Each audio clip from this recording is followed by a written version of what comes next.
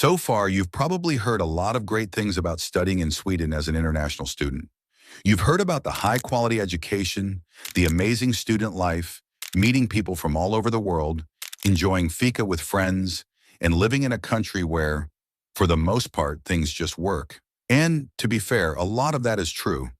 But on this channel, I believe in telling the full story, not just the exciting parts of moving to Sweden, but also the difficulties that come with it. Because the truth is, studying in Sweden has some ugly sides too. And if you're planning to come here, I think you deserve to know about them before you pack your bags and move here. So in this video, I'm going to share some of the biggest challenges I faced as an international student in Sweden, and make sure you stick around till the end because I'll also share some resources that can help you navigate these challenges if you decide to study here. But before we get started, if you're new to the channel, my name is Eli. I moved to Sweden in 2018 to pursue my master's at Lund University. After graduating, I found a job, built a life here, and I've been living in Sweden ever since. So let's talk about the ugly side of studying in Sweden that nobody talks about. The first ugly side about studying in Sweden is the challenge of finding a job after graduation.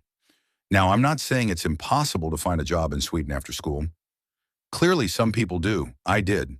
But what I am saying is that it can be a lot more difficult than many international students expect. I remember when I started my master's program in 2018.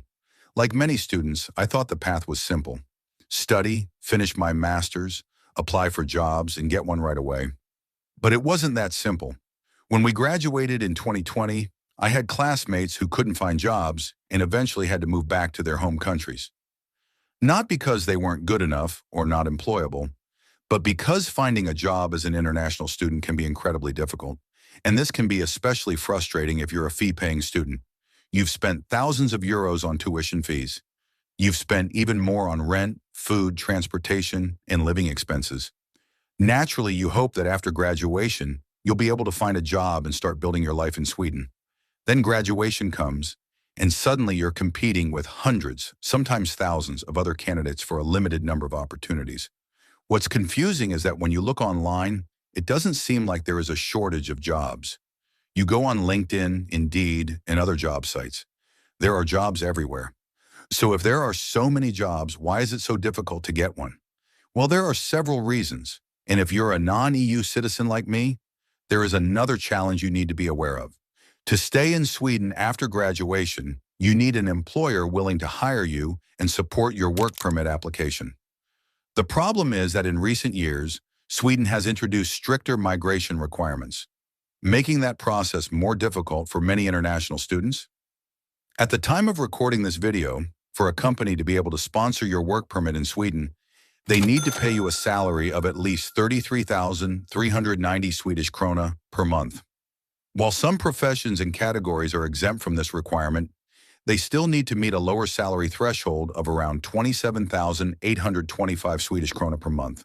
To put this into perspective, the previous salary requirement was 13,500 Swedish krona per month. Today it's 33,390 krona. That's more than double what it used to be. So if you're a fresh graduate entering the Swedish job market, you can see why finding a job has become much more challenging than it used to be. That can significantly reduce the number of job opportunities available for you and make the job search even more stressful. If you're planning to study here, have a plan. Start thinking about your career early. Research the kind of job or industry you'd like to work in, understand the requirements, and start working towards them from day one. The earlier you start preparing, the better your chances will be after graduation. And I highly recommend having a plan B. If Sweden doesn't work out immediately after your studies, what will you do? Will you go back home? Will you move somewhere else? These are important questions to think about before you arrive. So avoid putting all your eggs in the Swedish basket. Have a backup plan and give yourself options.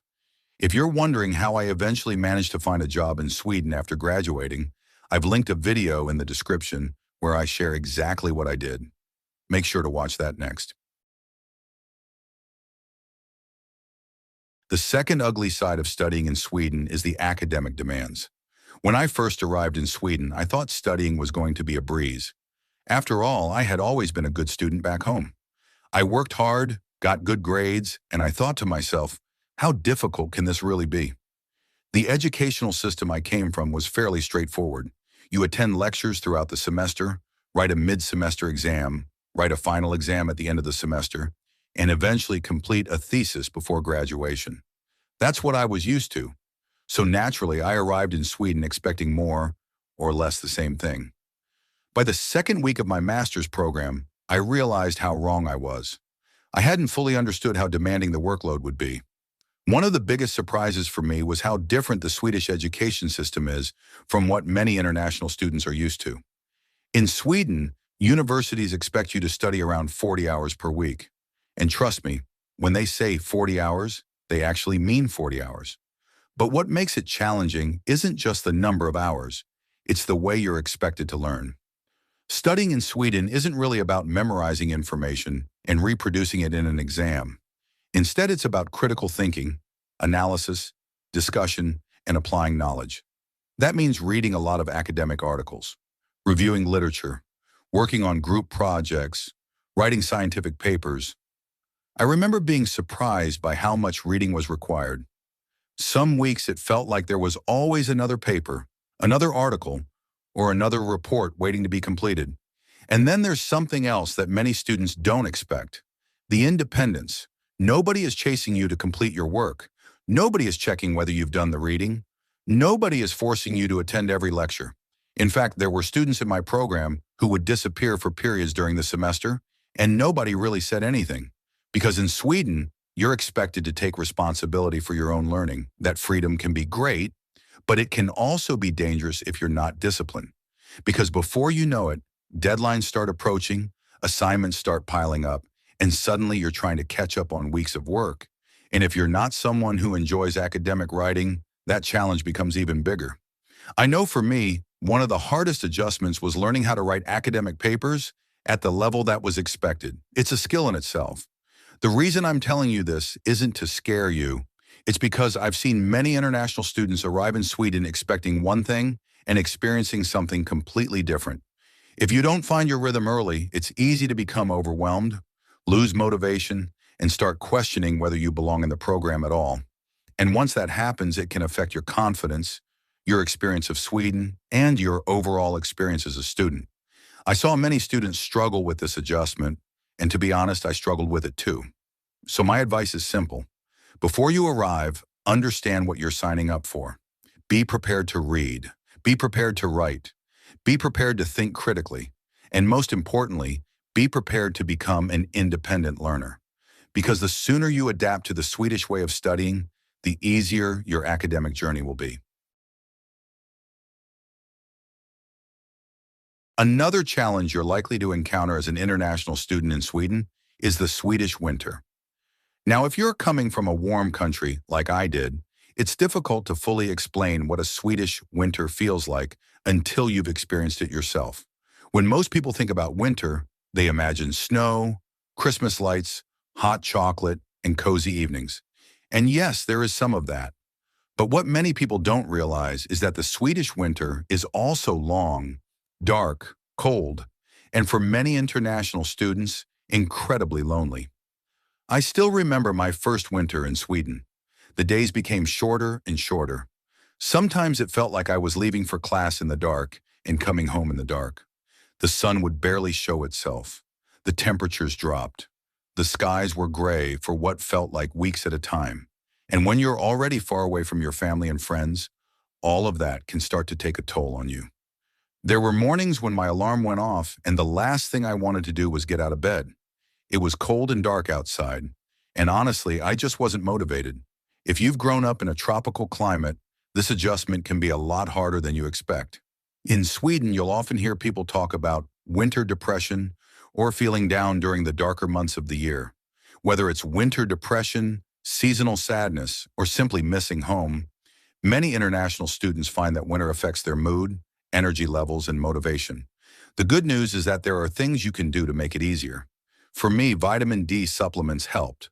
I bought them from Apotek. I also bought extra lights for my room because having a brighter living space made a bigger difference than I expected. I made a conscious effort to stay connected with family and friends back home. And perhaps most importantly, I tried not to isolate myself. I got involved in student activities, spent time with classmates, joined events with my corridor mates, and looked for opportunities to be around other people. I also invested in proper winter clothing because this is not the place to try and save money on a winter jacket. A good jacket, good shoes, gloves, and warm layers can completely change your experience of winter. The biggest lesson I learned is that you have to be proactive. You can't just sit in your room waiting for winter to pass. You need to create routines, stay connected to people, and take care of your physical and mental well-being. Because if you don't, winter can become one of the hardest parts of your experience in Sweden.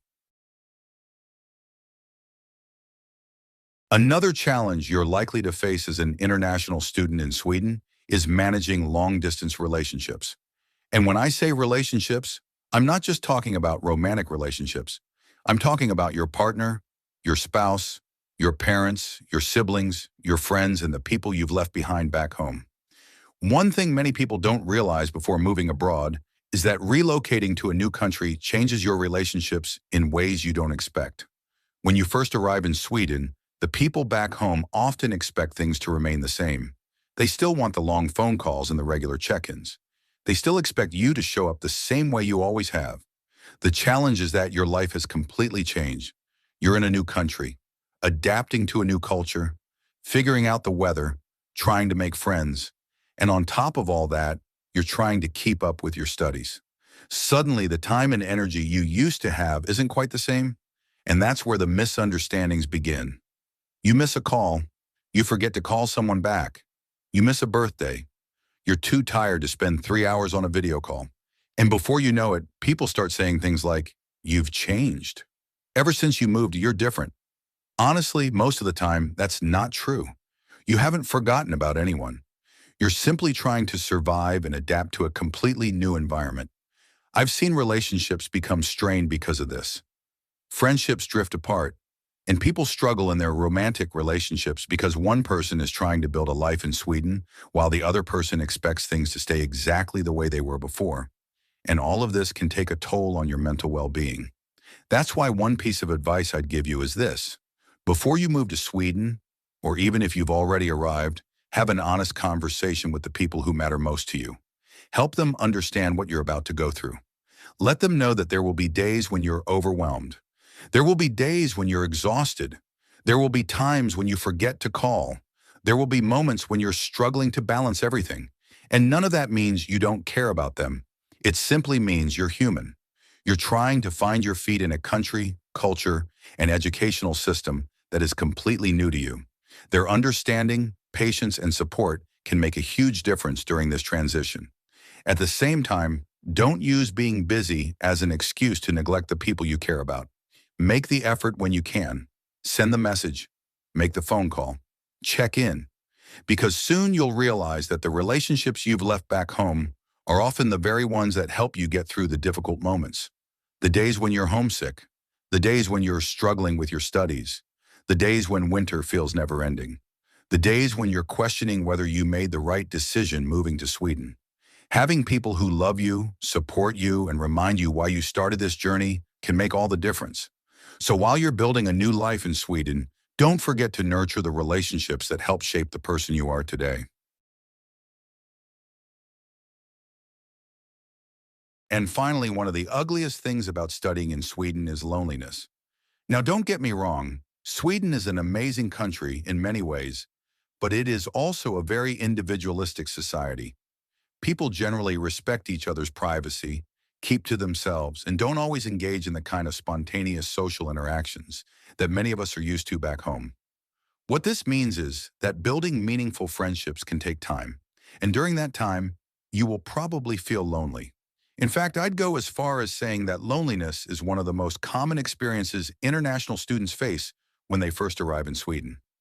One of the funniest things I've heard people say is that networking is how you find a job in Sweden.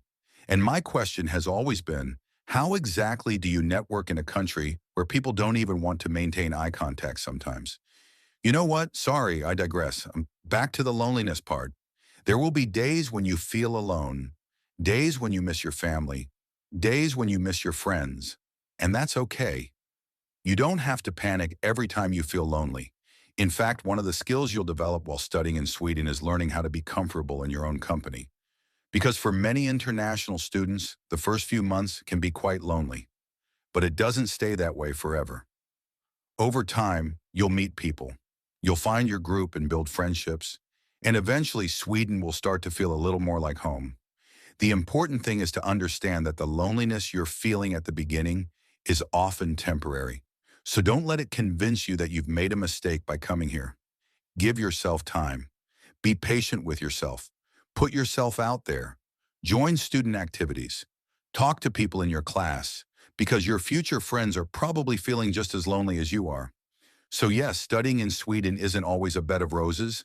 It comes with challenges. And I wanted to share these challenges because I believe you deserve to know the full picture before you begin your journey. But remember what I said at the beginning of this video. The purpose of this video isn't to scare you, it's to prepare you. And if you're already studying in Sweden and you're struggling with some of the things I've talked about today, please know that you don't have to go through them alone. There are plenty of resources available to support you.